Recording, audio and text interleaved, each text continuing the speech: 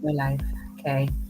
Hello, everyone. My name is Juliet Hammond. Welcome to another Juliet Hammond show here on Mount Moriah Radio and Mount Moriah Television too.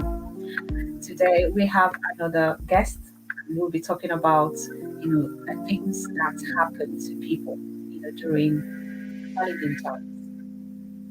The people's needs during challenging times. So, for I am so pleased to have him.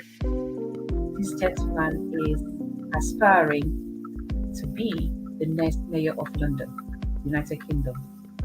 He was born and raised outside of London. He went to the Federal Government College Idona, and while he was there,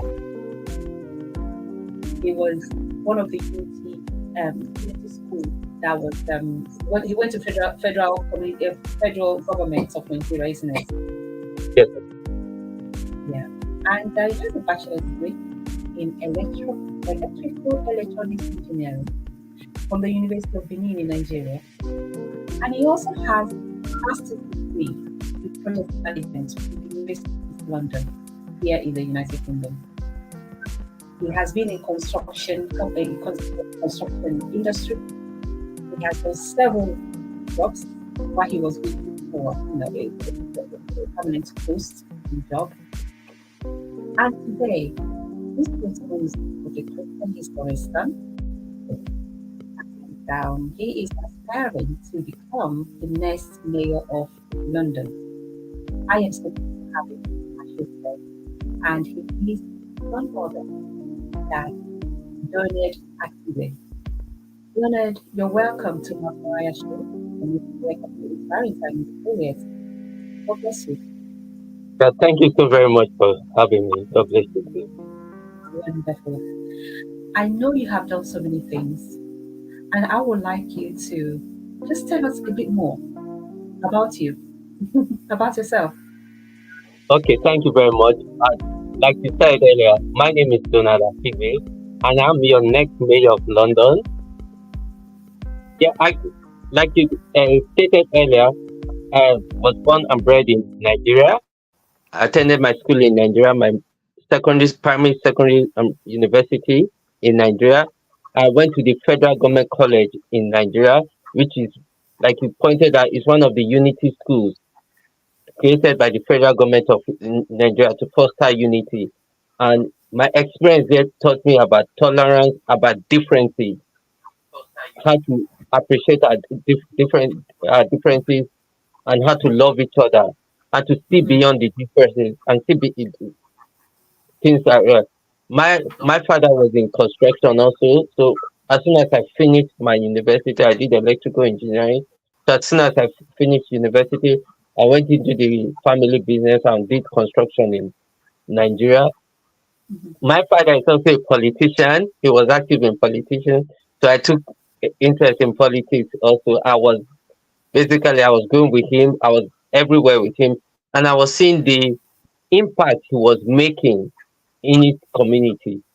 He was seeing he could solve people's problems just just by being present, just by listening to them and directing them to the right places. So that's where my interest in politics came about. Being able to help people, being able to solve people's problems. So that's a nutshell about me. Then I came into the UK. Then I studied them. I did my master's in project management. And one of the things you learn in project management is also managing yourself, understanding yourself, and your differences from others. So I got that from project management. Then I worked in the construction industry. The construction industry is as you probably know, it's a high testosterone environment with a lot of male in there. So I learned the different culture and how to basically appreciate and work with every other community, every other tribe, every other race in London. So yeah, that's the nutshell about me. I'm somebody who has been there and done that. basically. I'm here. I'm listening to you, and I am so excited because obviously you started from a very a humble beginning, and you were aspiring to become the next mayor of London. I want to know. We have so many people that want to go into politics. Why did you want to go into politics? I know you did say something about your father wanting to help people. What do you yourself, what made you go into politics? Yeah, when, like I said, yeah, my father was in politics, and I saw the impact he was able to make, and he instilled to me that one of the great ways to make a lasting change is through politics. So I got that idea for him. But when I came here, I would say, I initially I had a right wing view of racism and discrimination, that I thought, yes, there's racism, but get on with life. That's what I thought initially. But when I got into the UK, and I got into the construction industry, I got to meet diverse people who are doing so well, but they lack the support. Then just the things are holding them back. Systematic racism, structural discrimination is holding them back, so they can't aspire to be who they were.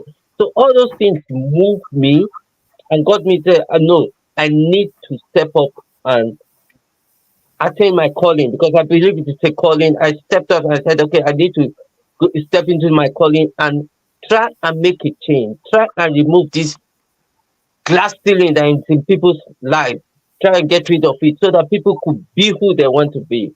And that's what my main motivation. I was starting to meet so many great people who are not at the peak of their life, who are not at the optimal stages of their capability. You get to meet a lot of people in construction, and you get to speak to a lot of people. And I really saw that, and I knew that I needed to step up as soon as possible to assist people to basically break the glass ceiling, any impediment. Wonderful. I love your zeal. I was just thinking, what issues would you push forward if you become the mayor of London? What issues would you push forward? I know you did mention something about discrimination and racism, institutional and structural racism, but what particular issues there would you push forward? And I personally believe, yeah, there's discrimination and racism, but I personally believe that there's empowerment. So I'll try and empower people. I'll try and empower people. There's one lingering problem in the ethnic minority community, which is child poverty. It is severe. So one of the ways to get rid of child poverty is not by handouts. It's not by giving free meals. I'll be honest with you, free meals are great, and I will keep on with that. But people need more than handouts. People need support. People need empowerment. And that's what I will be doing. I'll be empowering people. I will be setting up the Ethnic Minority Business Fund, which will give business loans to ethnic minorities. But it's doing more than just giving loans. It's not just giving people money and letting them go about. It's providing mentorship, guidance, and support to them while they go on with their businesses. So the ethnic minority business fund, it's not just to give loans. That's why it's not just to give loans, but mentorship, guidance, and support. And that's what I'll be doing. And in our in in our community, 90% of single parents are women. So for that reason, I've dedicated 65% of the ethnic minority business fund to go to women only. So it will be strictly for women. 65% will be strictly for women to help them set up their businesses. And we're going to accept all kind of businesses like online businesses and things like that. We need to support all kind of businesses so that they can prosper. And where they prosper, the children will be lifted out of poverty, and the community will be lifted up. And that's what I seek to do: empower people and support them, and not to rely on giving handouts, because handouts does not get people. It makes them dependent on the government. So we want mhm, to empower them, support them, so that they become independent and contribute. We need them to pay, because we need society is in the public finances in the bad state. So we need more people to pay taxes. And the best way to do that is to empower them and Yeah. strengthen them and support them so that they'll be able to live the best life they can be and do the best for their community. So you'll be empowering them. Is there anything else that you would like to do, push forward, if you Oh become the yeah, mayor? well, yeah, we talked about the discrimination and the structural discrimination and Yeah. How structural would discrimination. remember that these are structural discrimination and they are, they've been there, set up. We don't know how long they have been there, but they have been there for a very long time. You're coming in as a mayor. How would you begin to tackle that? What systems would you put in place to make Okay, sure it's eliminated? If not all of them, but most of it. okay, thank you very much for that beautiful question. First and foremost, I'll be honest with you, most people do not want to be discriminatory. They do not want to discriminate against people. Most people want to be fair and free from biases and prejudice. That's the aspiration of the average person. But our inbuilt prejudice, which we've gotten from information we've got over the years, it's what impedes us and makes us make uh, biased decisions and biased assumptions. So first things first, when all those organizations, we need to work with them. So we are not Mm, dictating to them. We are not telling them you have to do A, B, C, D. We need to go with them and say, hey, please come up with your plan. Let us see your plan for tackling this structural racism. Like black women are 5 times more likely to die in pregnancy and childbirth. What is going on? So we need to go to the NHS and say, hey, look at black women are 5 times more likely to die from pregnancy and childbirth. What is wrong? You come up with a solution. So we go to each NHS trust located in London and we work with each one of them. Let them come up with the solution. Then we have a network of systems so that everybody comes together and discuss best practices. So if, let's say, the NHS in Brent is doing well and the one in Lewisham is not doing so well, we say, hey, see, Brent is doing X and Y. Maybe you should try that. It will make it better for you. So that's how we work with them. So we are not going to be dictating to them. We're going to be working with them to get rid of those structural racism and structural discrimination. And that's the main thing we need to do first is to let them come up with solutions because the best people to come up with solutions are the people who are in it. External external consultants, external things, they don't work basically. That's just because all they do is dictate. And when you don't own a problem, when you don't own a solution, you don't carry it through with passion. Because when you own the solution, you make it work. You put it in. You put in all the effort, the graft to make it work. But when it comes from external sources, you do not own it. And because it's not your property, you don't mm, put in your heart to it. So that's absolutely. so that's what one of the things we will be working with the various organizations like the law firms, the magic circles, Mm, yeah, like ethnic minorities make up 18% of the legal profession, right? But in the magic circle, which are the big law firms, there are only 3% of ethnic minorities. What is going on? So they have looked at it. They do their recruitment. They try and recruit ethnic minorities, but they're having a problem with retention. Ethnic minorities tend to leave. So we say, okay, what is wrong with your retention policy? What are you doing wrong in retention? So we work with them with the various big law firms, work with them and find out what they are doing wrong. So if law firm A is doing something doing well, we come and go back to B and C and say, hey, A is doing X and Y right. Maybe you should copy that. So we work with them and we do not dictate to them. We do not dictate to them. And that's what is lacking so far in that's why it's continuing for so long.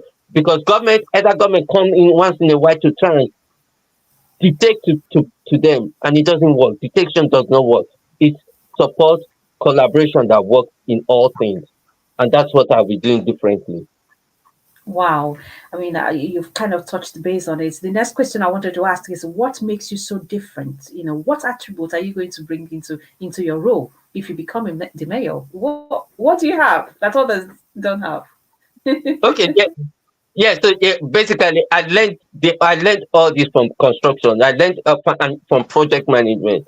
One of the things you do Yeah. is that you let people come up with their solution, and you do not dictate. You collaborate rather than dictate. You collaborate with them. So that's what I'll be doing.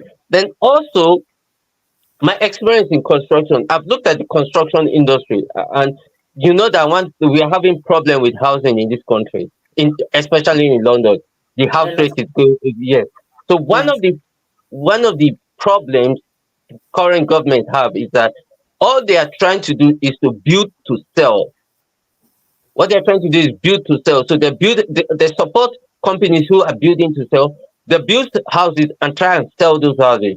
So that works fine most of the time. To sell is very good. It works fine to sell.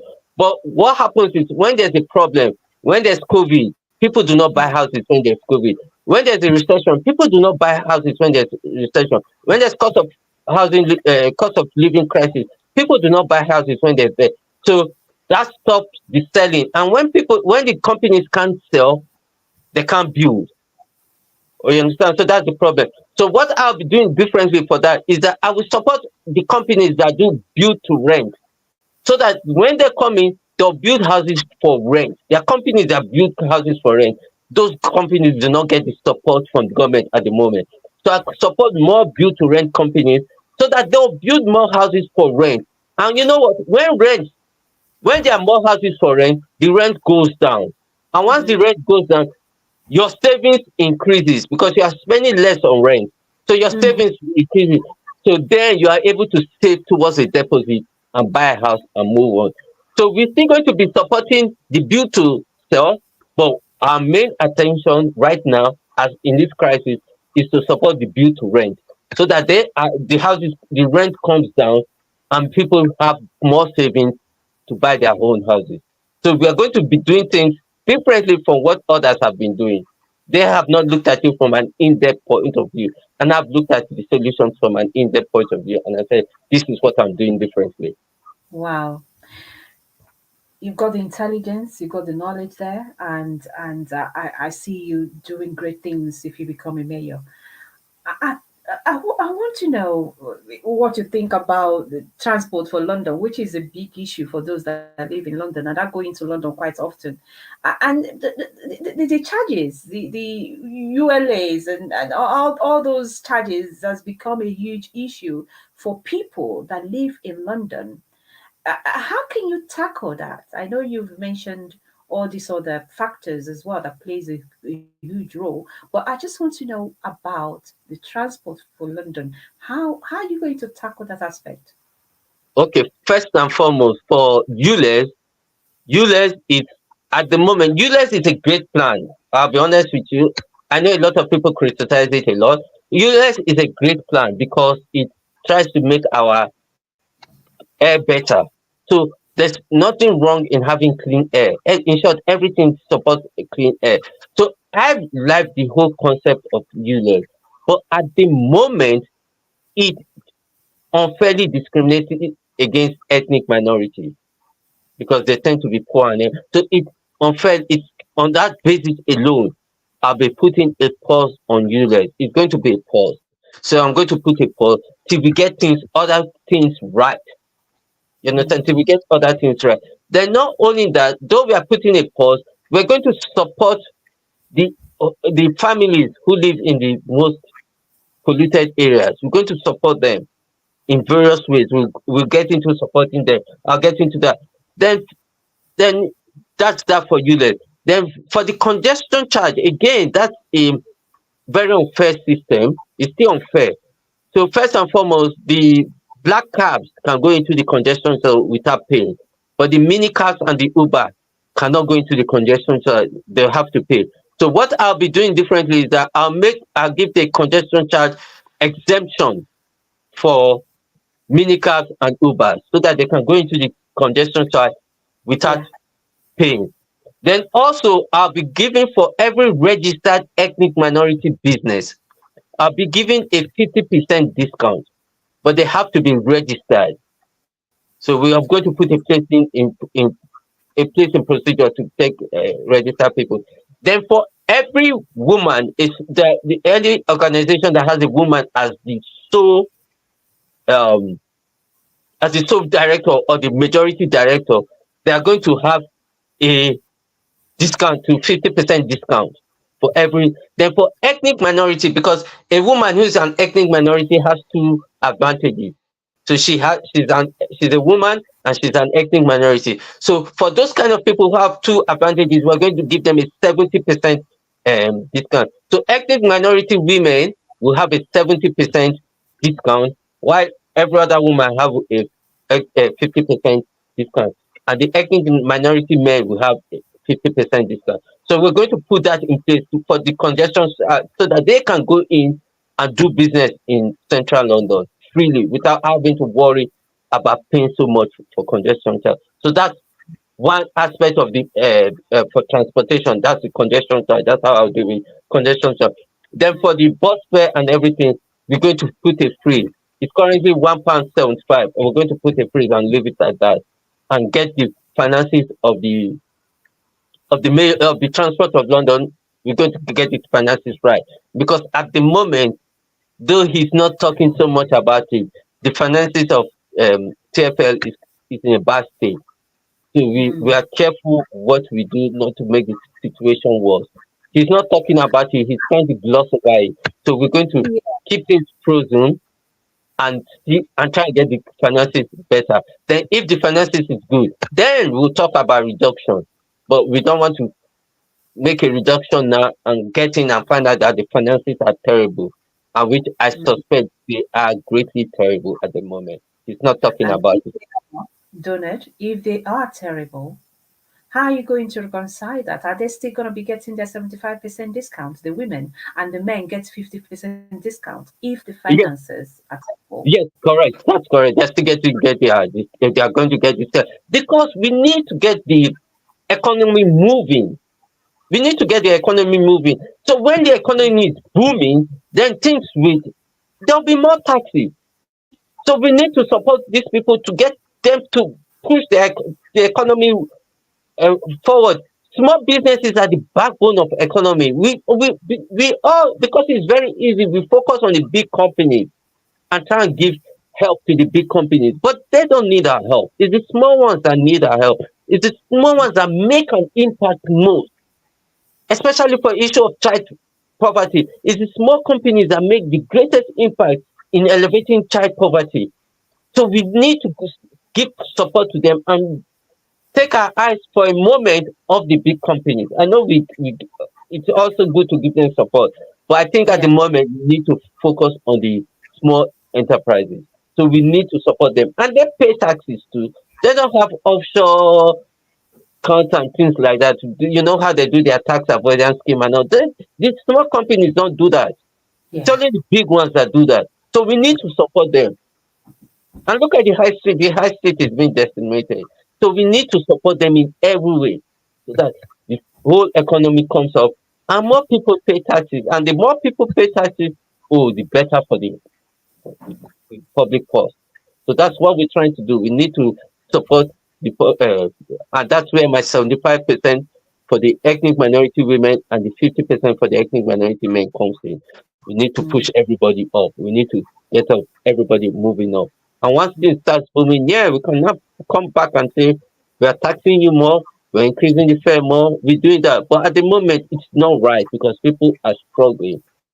Yeah. Businesses are going down. So we need to step up. Yes. Yes. You're very correct.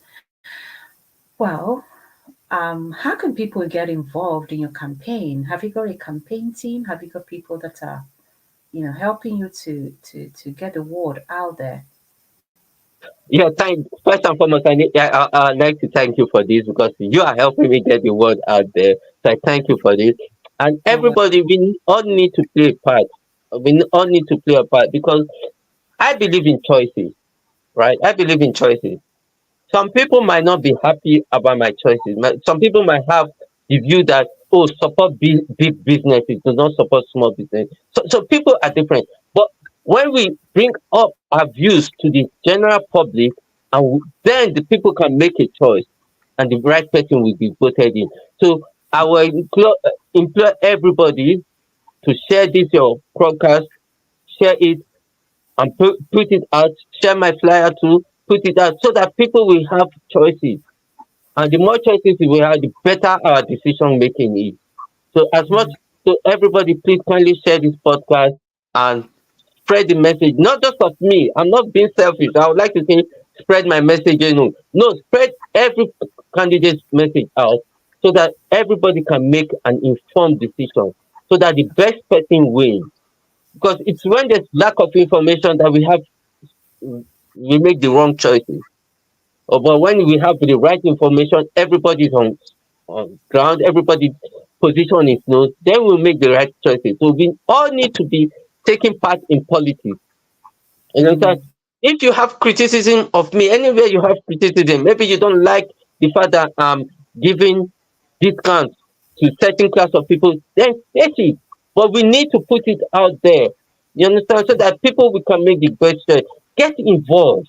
You understand? When you get involved, then you can make the right. Then we can make the whole right decision. Well, then we all get it right. All criticisms are taken on board, and criticism is like fertilizer. It makes us grow. You understand? Mm. So I want you all to get involved. Criticize me. Criticize my opponent. Put Yeah. everything on. We all grow together, and the whole London becomes better because of it. This is a great city, but we can make it greater. Yes. It takes every one of us. We need to get involved in every stage of this political process. Because this Mm. person wants it in 4 years, so it's the next 4 years. So we need all your input, all your feedback, all your criticism, so that we'll get better and we'll move forward. And London will be better for it. Mm. I think I was reading one of your campaign flyers, and one of them says, 2 years ban on 0 hour contract in the care industry, and a ban on children of corrupt politicians coming into this country to have their education. So, how are you going to put all of that in place? Are you going to say, how are you going to actually, how are you going to implement that? Because just saying that, it seems easy to say than putting it in practice. Banning them, how are you going to do that? Okay, I'll deal with one at a time. First and foremost, the ban on 0 hour contract. Yes. We have all heard about the exploitation taking part in the care industry, where people they go out for 12 hours and they get paid for 6 hours or thereabout, because they are jumping up and down. And we know that women make 80% of carers. So there's an exploitation of carers taking place.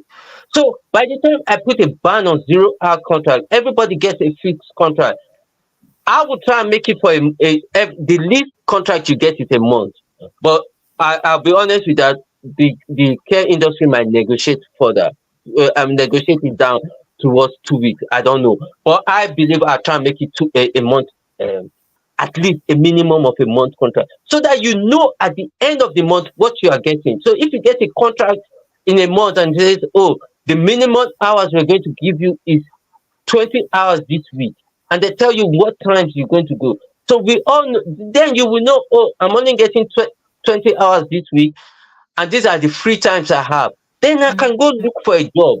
But the current situation, people on 0 hour contracts, they can't work elsewhere, so they can't go and maybe help out somewhere else to get more money. They are stuck. They are waiting for a job, but they are not earning in between jobs. So that's where the poverty comes in, the child poverty comes in. So we are saying no, you have to give them fixed contract so that they know where they stand at the beginning of the month or at the beginning of the week. You understand? They know where they stand. So we're going to put that in place and say, hey, no. And then why I put it as a temporary ban, because we know the care industry is, some of these local councils are in problems. So Yes. I do understand that. I do appreciate that. But because they mismanage their their financial budgeting, doesn't mean they should pass it on to basically women, because 80% of carers are women, so they shouldn't pass it on to women. So I'm going to put a stop to that. I'm going to say, oh no, you can't do that. You have to give them fixed contract.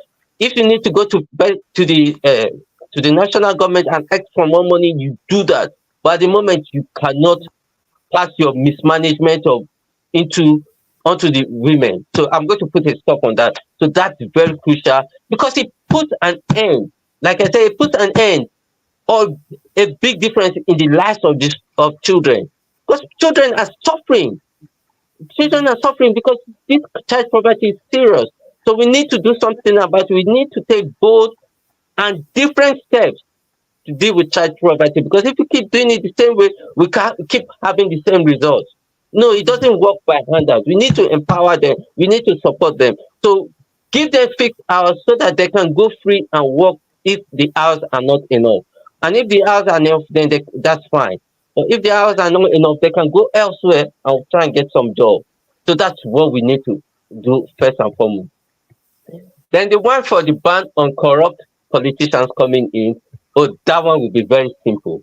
It's just getting the schools to make sure they ask the students to declare, and they make sure they check that the declaration is going to. We push the responsibility onto the schools to make sure that the fund, because even under the money laundering act, the schools need to check out and say where's the money coming from, because the schools do not have the right to use school fees to launder money. You understand? So the schools need a responsibility. We need to go back to the schools and say, hey, part of your responsibility to check who is bringing in money, who is paying for which school fees. You understand? Because corrupt politicians, they steal money, and they send their children here, and we are just, hey, okay, they brought their children. No, that's wrong.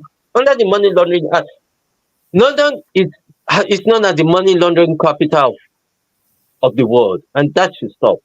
That's that will be putting an end to that, because it not only affects those who back home, it doesn't affect only those, but it affects us. I'll give you a little story. I'll tell you this. I, I, when I got into the Navy, I started in 2008. I applied. Then I was under an international student. I applied as an international student. I got my admission. But I couldn't go in that 2008. Then in 2009, I applied, because then I now qualified as a home student. I applied again as a home student. Guess what? I wasn't given admission. I was refused. So I had to go back again and reapply as an international student, and I got admission that same year in 2009. So you see, what corrupt politicians are doing is that they are ruining their countries and coming here and taking places for honest Nigerians and honest Africans and honest Asians. You understand? Because I also have a friend who he was in he's British, his children are British, but his children were not doing well. So he said, okay, you go to Scotland where you have to pay. So the first child went to Scotland to pay, and the first and paid as an international student in Scotland. He was paying as an international student in Scotland, and that was fine. Then when his next, I think it was his third child, couldn't get into admission here, so he said, okay, let's do it again. Let's go to Scotland. By the time the guy got to Scotland, though he was an international student, Scotland turned him down. Why? Because they are taking so many international students from outside the country, and there was a lot of political noise about that. So they turned him down, even though he was willing to pay the fee. You understand? So these are things. So the corrupt politicians are ruining their countries and coming here and taking our places. So that And has to be block stopped. other people. Yeah. So they're Wow. spoiling things, and it happens in the housing sector. They come in here with their corrupt money, they buy houses, which pushes up the rent. And a lot of houses are vacant, because it's just corrupt politicians who are cleaning their money, they are washing their money, they are laundering their money. So they are just Mm. bringing in money, buying houses here, letting the house sit down, do nothing. and house prices is going up, rents are going up, and these guys are ruining our economy. So we need to put an end to that. We need to put an end to that. And since I started comparing, a lot of people are telling me I should also look at the health sector, because a lot of Yeah. politicians come here and get, they pay for the healthcare, but they are also taking our doctors to cater to them. Meanwhile, so they are ruining their own healthcare system over here and coming to take our place in getting our own healthcare. So a Yeah. lot of people have told me I should put an end to the healthcare tourism taking place. But I said, okay, I need to investigate that first. But that's something that's on the table. We might look into putting an end to health Yeah. tourism by corrupt African leaders and African and Asian leaders.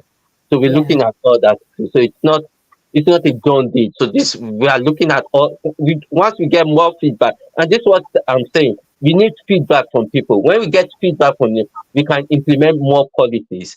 So I didn't look at health tourism as an issue, but since I've been on the streets and everything, people are telling me, "Oh, you need to include health tourism into it." So that's Yeah. something I'm looking at, and the more feedback I get, the more likely I'm going to put that into the table too. So Wow. that yeah, so that's something in place too. Yeah. You're doing a lot, and I am so impressed with all that you are doing. And I wish you well. I really do wish you well, because all of these issues are practical. These are pertinent issues that are affecting us, affecting those in minority groups, which make up a good number in London. A lot of people are from the minority group, community, race, Yes, that's correct. all of this is a huge relief. I think so. Even if it's not being done, but at least someone is talking about it. It means that someone is recognizing and someone is talking about it, and one day someone will listen. You know, and what tips do you have for those that are coming into politics, people that are minority groups coming in from other countries, coming in here, to live, to be part of the community? What tips would you give them if they want to Um, go into politics? First and foremost, we all need to get involved. So there are some people that like politics and some people that don't like politics. For all of Yeah, us, because it's something that affects us all. So we yeah, all need to get involved. So you might not like politics, but you need to get involved to give feedback, because mm, it's also important that they hear what you are saying. So you don't also wait for election time to give feedback. You need to give feedback at all times. So you need to give feedback at all times. When there's something issue, when there's an issue involved that is bothering you, look for other people who are involved, who are affected, get involved. Write a letter. You can write a letter to your mayor. You can write a letter to your MP, but put it in front of them so that they know this thing affects you. So that's for the least. That's the basic uh, level I want you to, all of us should be at, that we should get involved so that when an issue affects us, we should write in, we should complain, or should we go to the surgery? yeah, Any mayor surgery, mayor have question time, you go there. The MP have surgery, you go there and put in your letter, get involved. The more people you get involved to advocate for whatever policy you want, the more likely it's going to take part. So that's the best thing you need to do. Then when, for those who believe, who are politically inclined and would like to get involved, I'll say you need to get your hands dirty. You need to put your, how we say, we put your feet into the water before it can pass. You need to put your feet into the water. You need to step up. So get involved. You can collaborate, hopefully with me, but you can collaborate with other political parties. Get in touch with them and say, hey, I want to be a member, but I don't just want to be a sitting member. I don't just want to be card carrying member. I want to play an active role. What do you have to offer me? So you need to make that demand and say, hey, I'm coming to join you, but I'm not going to come in and sit down just to boost the number. I want to play an active role. What do you have for me?